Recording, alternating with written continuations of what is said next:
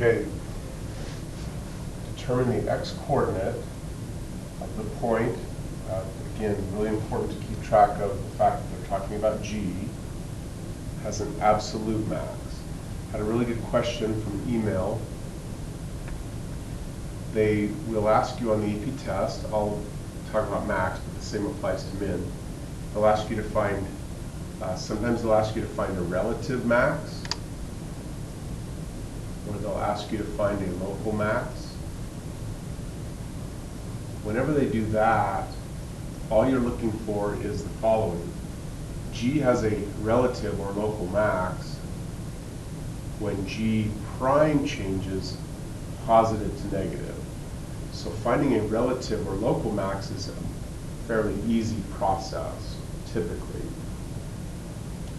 If they don't specifically ask for a relative or local max, or min, then they are asking for absolute max. The thing that's a little tricky is they don't always use the word absolute when they want an absolute max. However, if they want a relative or local, they will use the word relative or local. So the key thing that says relative or local, you're just doing this. Any other reference to max or min, then you're using this. This is something I typed up yesterday. Again, because we are allowed to use more notes on the test, I'm kind of expanding the golden notes, and I'll get that information posted as soon as I can. But this is the process I'm going to follow. I'm looking for the absolute max. Okay, that max is going to occur either at a critical or end point of, now we're working with G. So this is G in this case. So the max of G is going to occur at a critical or end point of G. Critical point of G, you can literally read this as I'm working the test because I'm allowed to use notes, is where G prime equals 0 or G prime is undefined. So the first thing I've got to do is go find where G prime is 0. And in many cases, simply writing down that that's what we're looking for will get you a point. So I write on my paper, G prime of x is equal to 0 when x equals, and I've got to figure that out. But by writing that, I just earned the point. So this box right here, that gets me 1 point.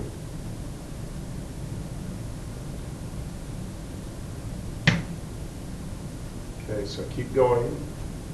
So I remember from the previous part A that G prime of x is equal to, let's go back, 2 plus f.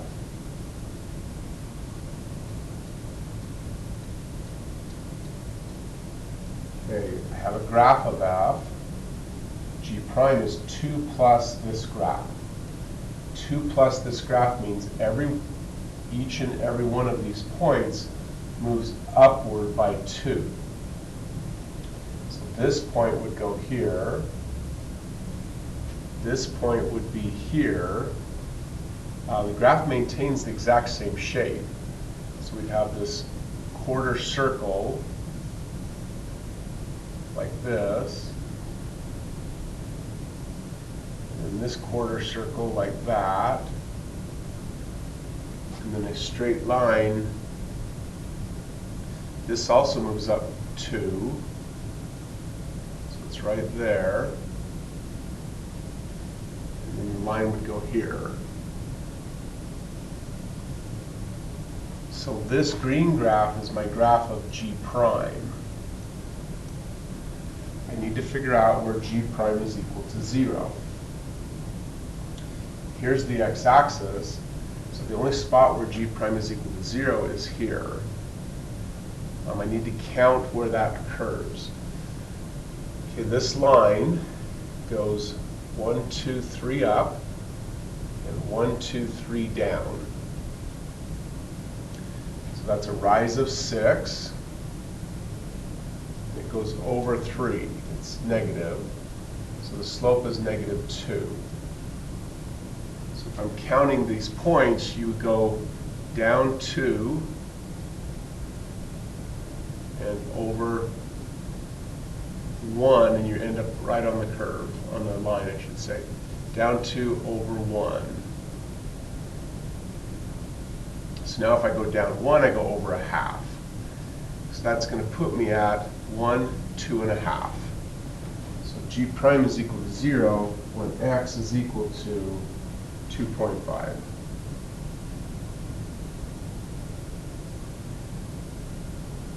I'll do that one more time. I need to find this point. Well, all that happened was this line moved up 2 spots. So it went up 2. This dot here goes up 2. I was a little more careful in my drawing. This would have gone through there. You just have to count it. The slope of this line is -2 because you're going down 1, 2, 3, 4, 5, 6, and over 1, 2, 3. So that means this line has to follow the same pattern. So I go down 2 over 1, down 2 over 1, down 1 over 1/2. So this is at 2.5. Okay, so I found where G prime is equal to 0. Now I'm going to use what I would call increasing and decreasing statements to justify the max or the min. So what I write on my paper is this. I notice that from x equal -4 all the way until x equals 2.5, every value of G prime is positive. So I need to write that down. So I write for, starting at -4, going all the way to 2.5, G prime is positive. So G is increasing. This is what I mean by increasing and decreasing statements. For 2.5 until x gets to 3, G prime is negative. So G is decreasing. Those two statements have now proved that starting at an end point, going to the critical point, going to the other end point, I figured out that for all of those different points, G has got to be highest at x equal 2.5 because G was increasing to x equal 2.5. So now I can write, basically the testing of each candidate is not required because I have figured out the highest point is at x equal 2.5. So I just write my conclusion. Therefore,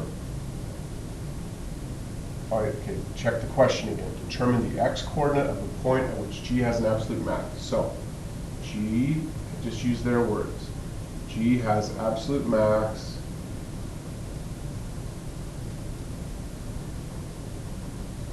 at x equal 2.5. They didn't ask you to find the value of G, just the value of x. 1 point for stating that you went looking for where G prime is equal to 0. 1 point if you had this as an answer, G is an absolute max at x equal 2.5. 1 point if you have the blue statements, that's your justification. So this part was worth 3 points total.